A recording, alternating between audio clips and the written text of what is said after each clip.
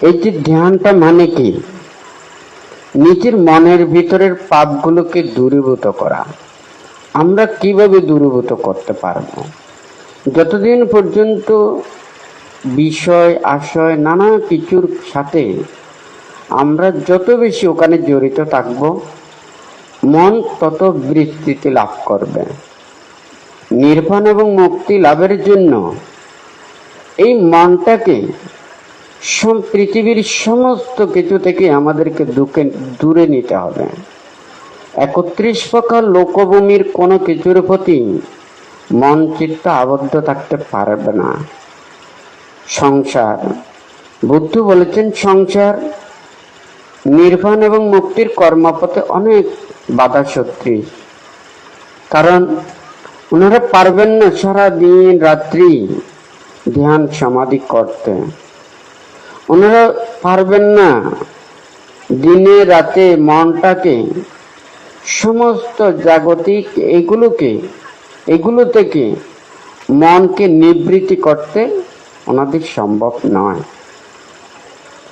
যাহারা সংসার ত্যাগ করেন, ব্রহ্মচর্য জীবন আচরণ করেন, তাহাদেরকে এই জাগতিক লৌকিক এগুলো থেকে দূরে থেকে নিজের মনটাকে সবসময় ভিতরের জগতে, আধ্যাত্মিক জগতে, লোকোত্তর জগতে বিচরণ করার জন্য।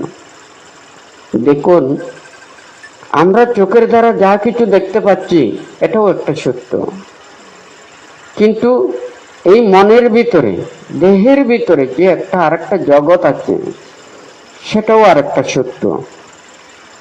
বাহিরের জগৎ আমরা যখন দেখি, এগুলো যখন দর্শন করি, তখন আমাদের মনের ভিতরে কোনো হিংসা জাগ্রত না হলেও, পাপ না থাকলেও, কিন্তু এটা দর্শনের দ্বারা, শ্রবণের দ্বারা আমাদের জাগ্রত হয়। আমাদের মনের মধ্যে হিংসা না থাকলেও হিংসা জাগ্রত হয়, পাপ না থাকলেও ওখানে পাপ জাগ্রত হয়। যখন আমরা অনিয়ম দেখি, অত্যাচার দেখি, অবিচার দেখি, নানান কিছু এগুলো যখন দেখি, তখন দেখা যায় আমাদের মনও ওখানে ঠিক রাখতে পারে না।